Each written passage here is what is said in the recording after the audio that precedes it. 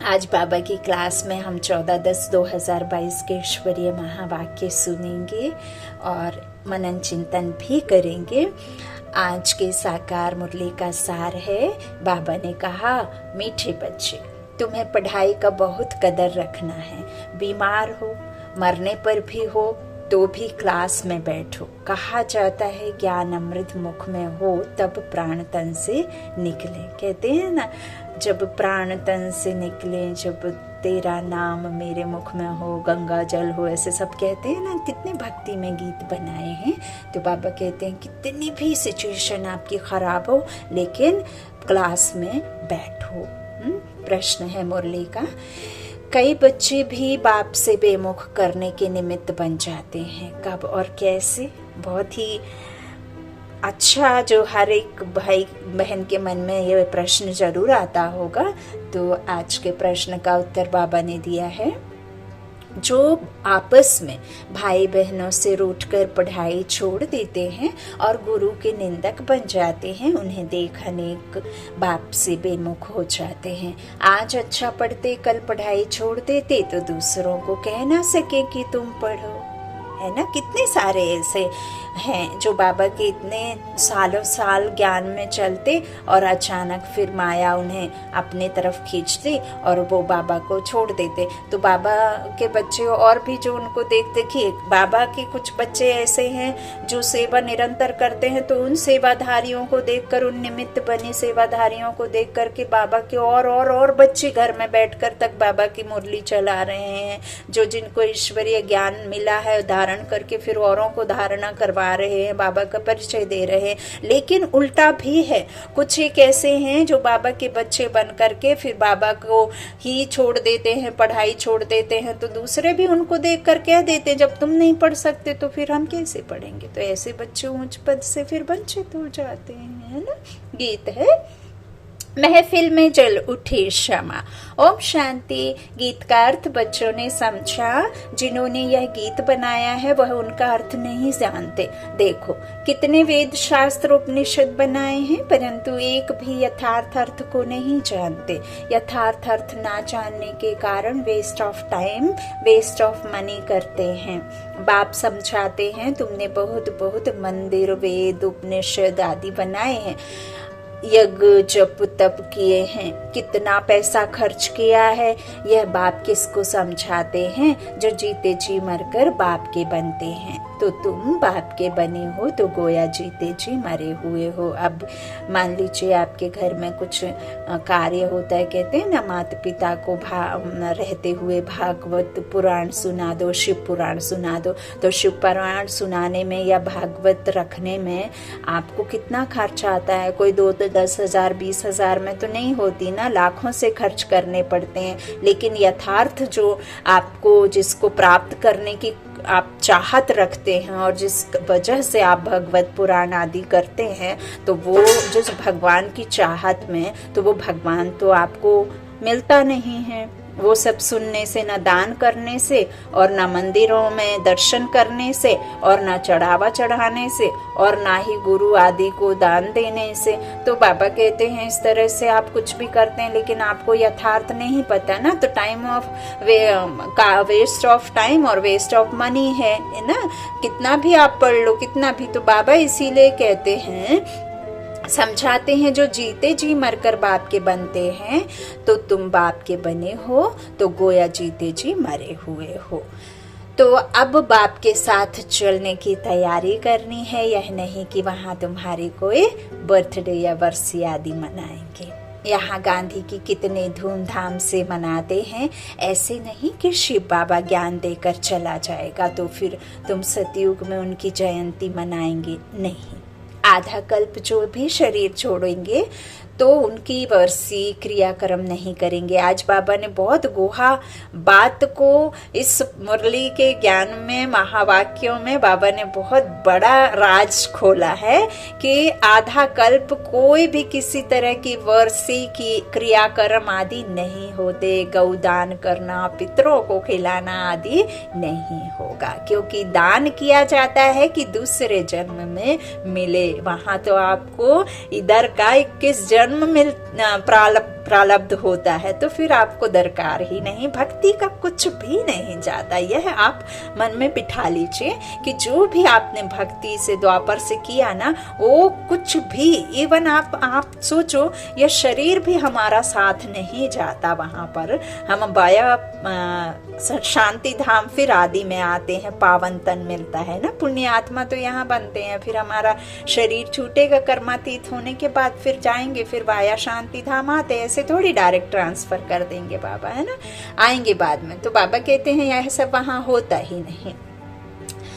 तो दूसरे जन्म में मिले यह सोच करके दान आदि करते हैं। सतयुग में तुम इस जन्म की प्रारब्ध खाते हो, तो भक्ति की रस्म रिवाज और ज्ञान की रस्म रिवाज में अंतर है। जो भी विशाल बुद्धि वाले हैं इन बातों को समझेंगे, और जो कल्प पहले विशाल बुद्धि बने होंगे वही अब बनेंगे, क्योंकि फिर से वही पाठ बचाना है। बिरादरी का होगा तो जरूर आएगा, चाहे वो विश्व के किसी भी कोने में हो, बाप की करंट उसे जरूर अपनी तरफ खींचेगी।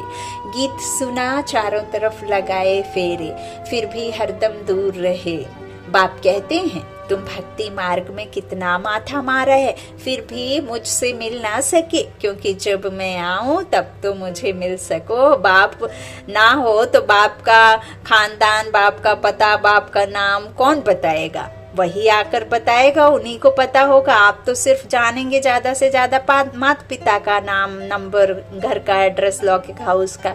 उसके बाद आप आजे पराजे का, उनके आजे पराजे का तो नहीं जानेंगे ना, जब तक आपका बाप आपको ना बताए, है ना। तो यहाँ भी वही है, इस बेहद के ड्रामा में जब तक वो बेहद का बाप नहीं आता तो हमें ना तो इस मनुष्य रूपी सृष्टि के झाड़ का पता चलता, ना धर्मों का झाड़ का पता चलता, और ना ही हम आत्मा का और ना ही परमात्मा का नॉलेज समझ पाते। तो मैं आऊं तब तो मुझे मिल सको। मैं आता ही हूँ कल्प कल्प संगम युग पर। लोग कह देते हैं कि परमात्मा युगे युगे आता है, फिर कहते हैं परमात्मा के 24 अवतार हैं, तो यह रॉन्ग है ना। मुझे बुलाते हैं कि पतित पावन आओ, आकर पतितों को पावन बनाओ। तो अब वो तुम्हारी युद्ध है माया रावण से, तुम्हारी कोई स्थूल युद्ध नहीं है। तुम रावण पर जीत पाते हो, उसमें भी मुख्य योद्धा कौन है? काम। तो इस विकार पर जीत पानी है, अर्थात पवित्र बनना है। जब खुद पवित्र बनते हो तो बच्चों को भी पवित्र बनाना पड़े, ताकि वह भी विश्व के मालिक बन जाए। अगर अभी तुम उन्हों को वर्षा देंगे तो क्या देंगे? ठिक्कर ठोकर देंगे, हाँ, ठिक्कर ठोबर देंगे। बाबा कहते अच्छा देखो, अमेरिका है, वह क्या है? ठिक्कर ठोबर है, क्योंकि अब सब खत्म होना है। जो भी आप इन आंखों से चकाचौंध देख रहे हैं, जिसे देख करके आप वाह वाह करते हैं कि वाह क्या इन्वेंशन है, क्या खोजा है साइंस ने, देखो तो सिर्फ मौत को नहीं खोज पाया, मैं मौत को नहीं जीत पाया, देखो तो क्या क्या बनाया है, मानो स्वर्ग में खड़े हैं, है ना। कैसे कैसे हम निकालते हैं ना मुख से बातें। बड़े बड़े टावर देख करके हम समझते हैं कि ओ माय गॉड, ऐसे याद आता है ना कि ओ बाप रे, काले सिर के आदमी ने तो ना जाने क्या क्या बना लिया, सिर्फ आदमी की जान फूकना बाकी है ना, ऐसे सब कहते हैं। लेकिन हमने ज्ञान के बाद तो इन सब को बिल्कुल ओछा समझा, क्योंकि ये बाबा ने बताया है कि जो 100 वर्षों में आपने तैयार किया है वो 100 वर्षों का 100 वर्ष में ही खत्म हो जाना है ना। तो ये सब बातें बुद्धि से समझने की हैं और इसको एक्सेप्ट करना है ना। बाबा जो भी कहते हैं, बाबा कहते हैं जो भी यह बसा हुआ है सब खत्म होना है। अब देखो मरेंगे कैसे, देखते जाओ। देख भी लिया है, एक तो ट्रेलर देख लिया, वो बहुत छोटा ट्रेलर था, अब देखते जाओ। जैसे पहाड़ों पर जब बर्फ का तूफान आता है तो पंछी आदि सब खत्म हो जाते हैं। तो यह बॉम्ब्स के तूफान भी ऐसे हैं, सिर पर गिरेंगे तो फूल जैसे फील नहीं करेंगे, खत्म कर देंगे, एकदम मरते रहेंगे मच्छरों सा दृश्य। तुम जानते हो कि हम देखेंगे कि कैसे सब मर रहे हैं। लड़ाई में देखो कितने मरते हैं। यहाँ मौत सबके सिर पर है। सतयुग में मौत का भी डर नहीं, क्योंकि वहाँ अकाले मृत्यु नहीं होता है, कोई किसी बीमारी, कोई एक्सीडेंट, कोई किसी भी तरीके की परेशानी से नहीं मरता है। तो बाप ऐसी दुनिया में ले जाते हैं तो ऐसे बाप की श्रीमत पर चलना चाहिए। बाबा कहते हैं यह सुप्रीम टीचर भी है, तो बच्चों को पढ़ाई पर पूरा ध्यान देना चाहिए, है ना। हम किसके बच्चे हैं और किसके द्वारा पढ़ रहे हैं और कौन सी पाठशाला में पढ़ रहे हैं। बाबा ने कहा गृहस्थ में रहने वाली माताओं बहनों के लिए कि माताओं भल गृहस्थ में रहो, लेकिन कौन सी बात याद रखो कि मुझे पढ़ाने वाला ईश्वर है ना। तो बाबा कहते हैं इस तरह से पूरा ध्यान देना है। बहुत है जिनको पढ़ाई का कदर नहीं है। समझो कोई सख्त बीमार है, मरने पर है, उसको भी क्लास में ले आना चाहिए। मैं आपको एक बीच में मुरली के एक बहुत अच्छी सी रियल बात बताती हूँ, मैंने वीडियो में भी डाला है। आज मैं मुरली के इस पॉइंट को क्लियर करती हूँ एग्जाम्पल के द्वारा। बहुत ही प्यारा सा आपको एग्जाम्पल छोटे से 2 शब्दों में देती हूँ। अभी जब हम लौकिक हाउस में जाते हैं समर में, गर्मी के छुट्टियों में, तो हम जो सेंटर जाया करते हैं वहाँ एक माता आती हैं। वो माता यूँ तो हमारे लौकिक में भी रिलेटिव हैं, लेकिन हमने उनको नहीं बताया था। तो वो माता जब आती थी, जिस घर में जो दीदी मुरली चला रही है 35 वर्षों से बाबा की सेवा में ग्रस्त में रह करके हैं, अब तो वो बहुत बहुत बहुत ग्रेट आत्मा हो गई है। तो वो उनके ही घर में रहती हैं। वो माता मुरली सुनने आया करती थी तो नीचे बैठा करती थी, और दीदी सबको कुर्सियाँ देती हैं बैठने के लिए, नीचे नहीं बैठने देती हैं। हाँ, कोई बच्चे आए तो नीचे बिठाती हैं। तो वो माता आती थी, नीचे बैठती थी, तो दीदी को खराब लगता था कि हाय बाबा, मैं इनको इतनी उम्र हो के नीचे बैठने दे रही हूँ। तो दीदी ने इशारा किया मुरली चलाते समय कि माता जी आप ये कुर्सी को खींच लीजिए और कुर्सी पर आप आराम से बैठ जाइए। तो वो दीदी बराबर वो माता के संकल्प सुन रही हैं। माता बार बार कह रही हैं बाबा मेरा मान रख लेना, मेरी इज्जत रख लेना। अब दीदी समझ नहीं पाई क्या हुआ। जब वो माता उठी तो उन्होंने ऐसा जादू देखा, कुर्सी पर बैठी, लेकिन वो माता को जो डर था वो डर तो प्रत्यक्ष हुआ नहीं। तो वो माता बड़ी खुश हो गई, ओ बाबा चमत्कार हो गया। उनको परेशानी थी, एक उनको हेल्थ इशू था। उनको हेल्थ इशू क्या था कि वो 12 सालों से जब भी कोई प्लास्टिक की चीज़ पर बैठती, स्पेशली कुर्सी पर, तो ना उनकी पूरी बॉडी में करंट आता था। कभी कभी आपने देखा चलते चलते हम एक दूसरे को टच करते तो वो करंट आता है, वैसा करंट उनको जैसे ही बैठती थी तो पूरी बॉडी में हिल जाती थी। वो 12 सालों से उनको बीमारी थी, और वो बीमारी ऐसे नहीं, सारे डॉक्टर्स को चेक करवा दिया, लेकिन वो बीमारी उनकी जब ठीक नहीं हुई। और उस दिन जब वो बाबा के सेंटर में मुरली सुनते समय कुर्सी पर बैठी तो उनको करंट नहीं लगा, तो वो शॉक हो गई। तो देखिए बाबा आज यही क्लियर कर रहे हैं कि कितना भी कोई सख्त बीमार है, मरने पर है, उसको भी क्लास में ले आना चाहिए। वाह बाबा वाह। कहते हैं ज्ञान अमृत मुख में हो, गंगा का तट हो, तब प्राण तन से निकले। तो पढ़ाई का इतना कदर होना चाहिए। अगर लाचारी हालत में क्लास में नहीं ले जा सकते हो तो उनके घर में भी शिव बाबा याद कराना चाहिए, है ना। देखिए बाबा ने उस बात का भी तोड़ दिया है कि आप बिल्कुल ही सचमुच आप इतने परेशान हैं कि आप नहीं चल फिर सकते, तो उनको घर में बाबा को याद कराना चाहिए। परंतु पढ़ाई पर बच्चों का पूरा ध्यान नहीं है।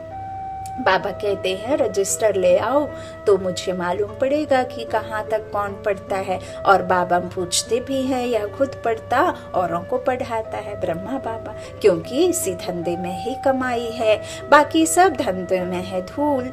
उन ब्राह्मणों के कच्छ में है कुरम, तुम्हारे पास है सच।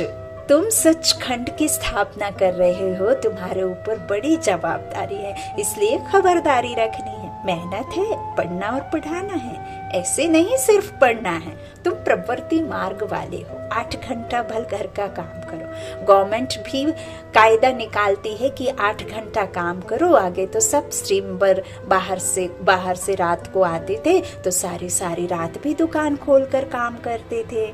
बाबा कहते तुमको भी घर के काम से फारिग हो फिर इस सर्विस में लग जाना है। सर्विस करना गवर्नमेंट खुद सिखाती है, सिखाती है तो गवर्नमेंट, लेकिन खिलाती पिलाती है तो उनकी सर्विस भी करते हैं।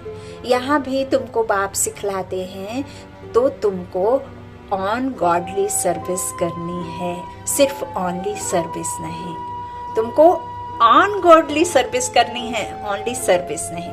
ऑनली हो गई सिर्फ अपनी बुद्धि की, खुद को पवित्र बनाना, परंतु हमको तो भारत को स्वर्ग बनाना है, तो तुम्हारे ऊपर बहुत जिम्मेवारी है। बाबा ने तुमको मास्टर भगवान की पदवी दी है, मास्टर दाता कहा है, मास्टर सर्व कल्याणकारी विश्व कल्याणकारी कहा है, तो ये कोई छोटी बात नहीं है ना।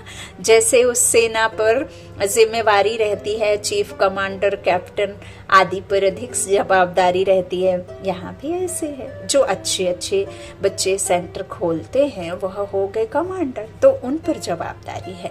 तो यह हर एक को देखना है कि हम सर्विस की बजाय कहाँ डिसर्विस तो नहीं करते हैं।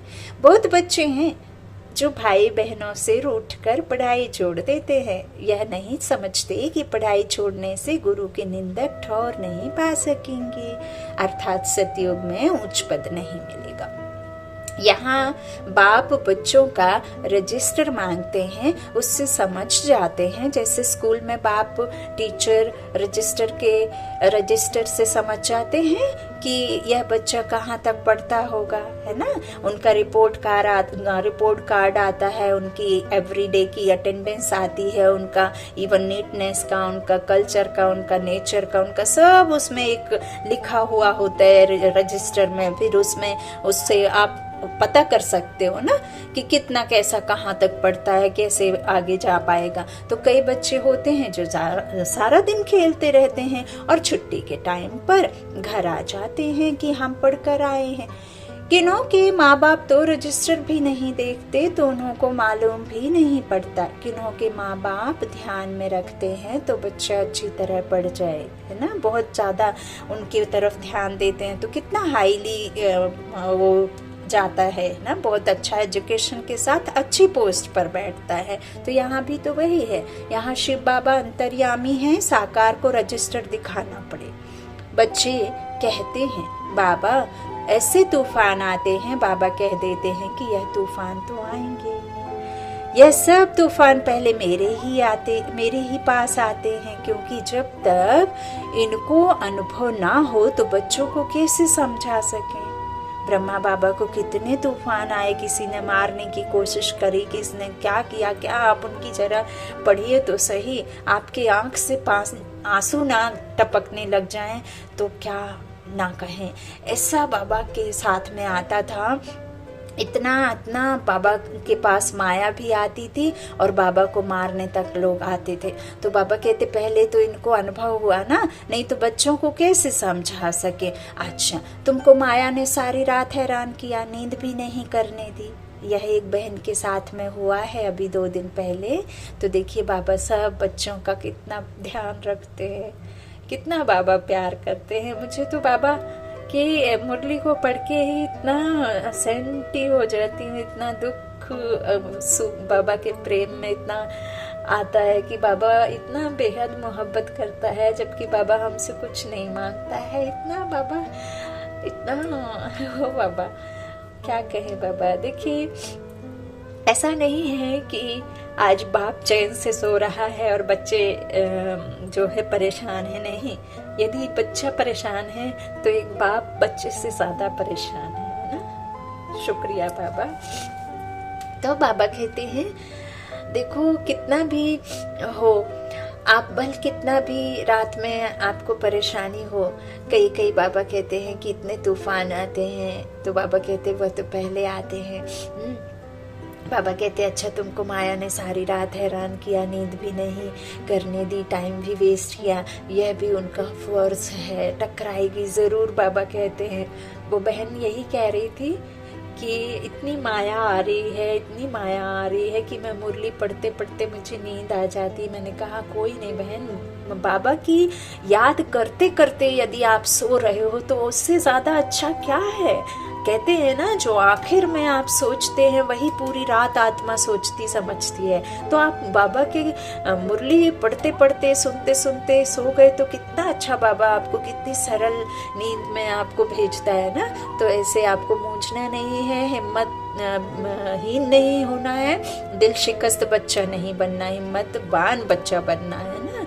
तो कई बच्चे हैं जो थोड़ी भी माया आती है तो चले जाते हैं, जैसे वैद्य लोग कह देते हैं यह दवाई लेने से बीमारी उथलेगी, है ना, कि पूरी बाहर आएगी फिर खत्म होगी। परंतु कई लोग ऐसे हैं जो जरा सी बीमारी ने उथल खाई तो उस वैद्य को छोड़ दूसरे के पास चले जाते हैं ना। ये तो रियलिटी बाबा लिखते हैं। तो यहाँ भी ऐसे है, ज्ञान को छोड़ साधु संतों के पास चले जाते हैं, गुनिया चमत्कारी जो रहते हैं उनके पास चले जाते हैं। फिर कहते हैं कि सब तो कहते हैं गृहस्थ व्यवहार में रहो, शादी करो, आप कहते हो शादी करके पवित्र रहो। यह फिर कौन सी मुसीबत है? अरे तुम कहते हो हमको गृहस्थ व्यवहार में रह राजा जनक के मुआफिक जीवन मुक्ति चाहिए, तो फिर प्रवृत्ति में पवित्र रहना पड़े। कई फिर कह देते बात तो ठीक है, बाकी मंजिल ऊंची है, ऐसे कह डर जाते हैं, उच्च तो जाना ही है ना। दैलवाड़ा मंदिर में भी है कि नीचे तपस्या कर रहे हैं, ऊपर में उनकी प्रारब्ध स्वर्ग है ना। तो ऊंच मंजिल तो है ही। कहते हैं ना कि चढ़े तो चाखे प्रेम रस, यानी बैकुंठ रस, गिरे तो चकनाचूर। इसलिए बड़ी सावधानी से चलना पड़ता है, डरना नहीं है। कहते हैं यह गीता की अथॉरिटी है। गीताएं तो आजकल बहुत है, टैगोर गीता, गांधी गीता आदि। आजकल जो घर से रूठते वह गीता का अर्थ कर देते और अपना नाम डाल देते हैं। हाँ, एक गीता में लिखा है कि बैगन खाने से यह होगा, भिंडी खाने से यह होगा।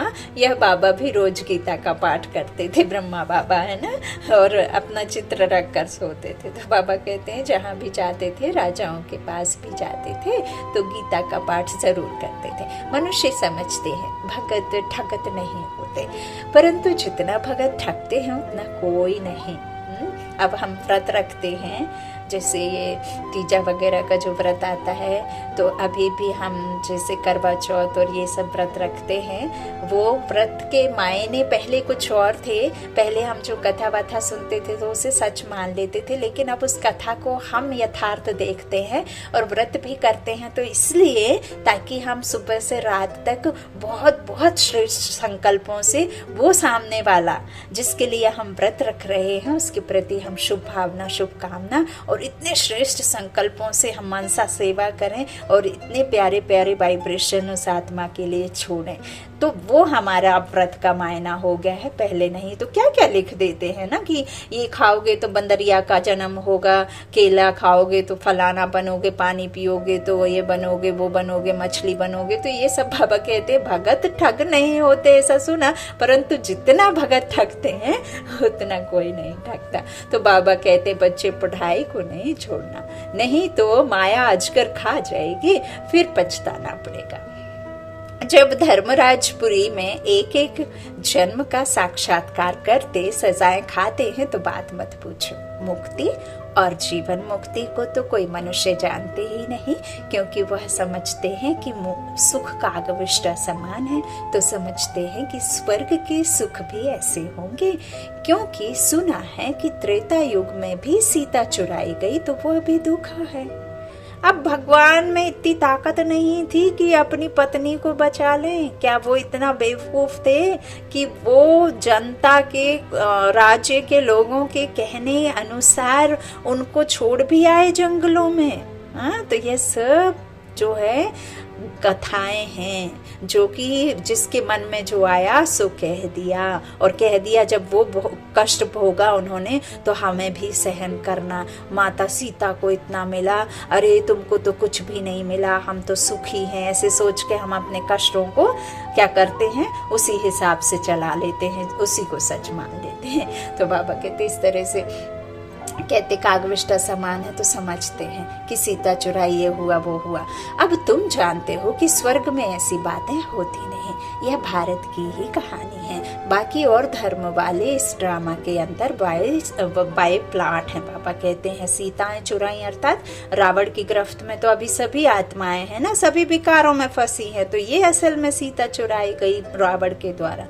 बाबा कहते बाकी जो भी है ना सब बाय प्लाट है, माना बाद में पिछाड़ी में आए हैं, प्लॉटिंग करी गई है। तो भारतवासियों के ही 84 जन्म है और धर्म वाले तो 84 जन्म नहीं लेते। कहते हैं आत्मा परमात्मा अलग रहे बहुकाल।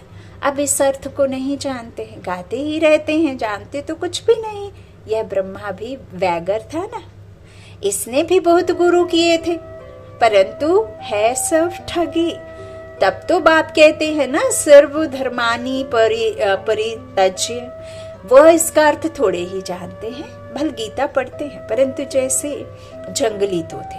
तुम कंठी वाले बन विजय माला में पिरो जाएंगे। दुनिया वाले इन बातों को क्या जाने, उन्हों को अगर तुम लिटरेचर दो तो फेंक देते हैं।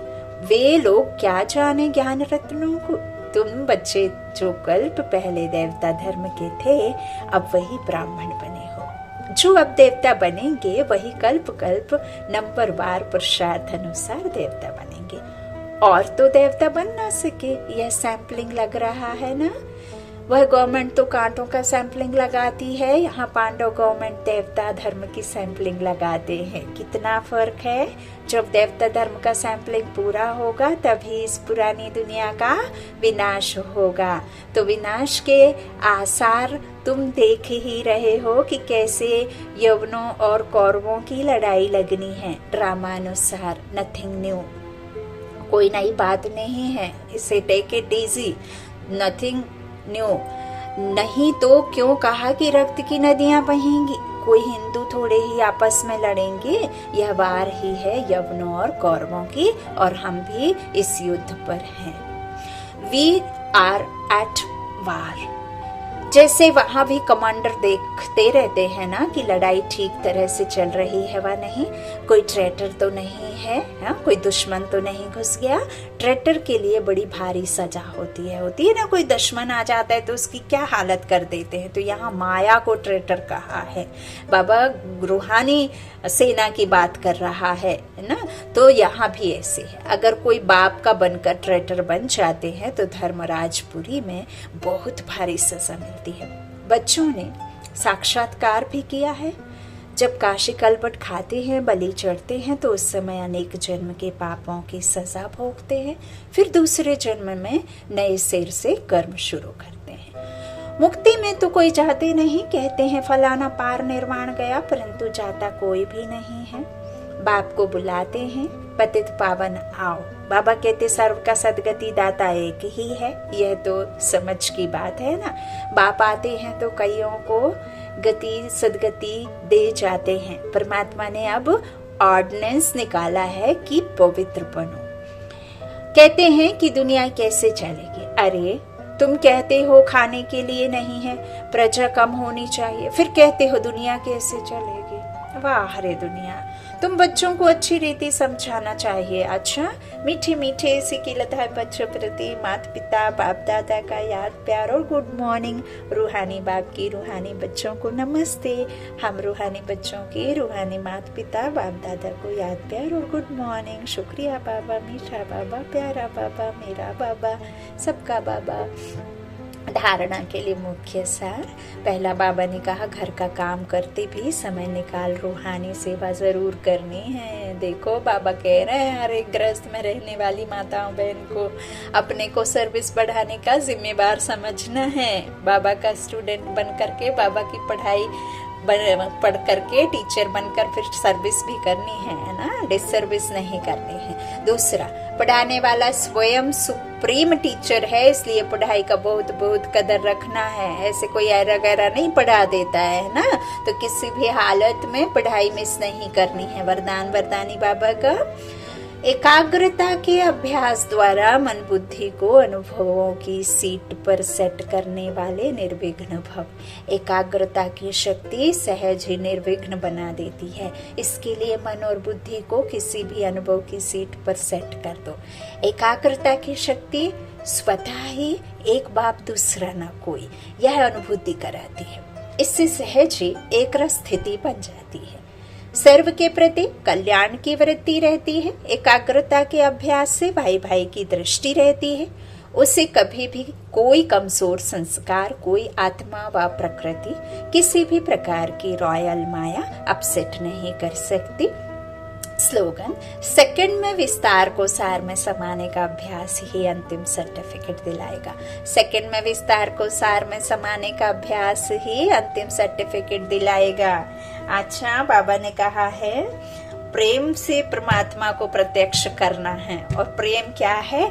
आत्मिक स्नेह। और आत्मिक स्नेह से हमारी दृष्टि कैसी हो जाती है? भाई भाई की। और हम भाई भाई कैसे?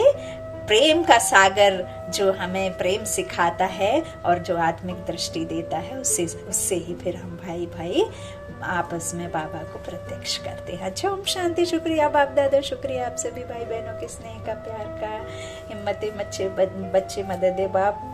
माताएं बहनों ने आज जरूर सुन लिया होगा कि गृहस्थ में रहते भी आपको यह रूहानी पढ़ाई पढ़ते बाबा की सेवा करनी है, डिसर्विस नहीं करनी है। अच्छा, शुक्रिया बाप दादा।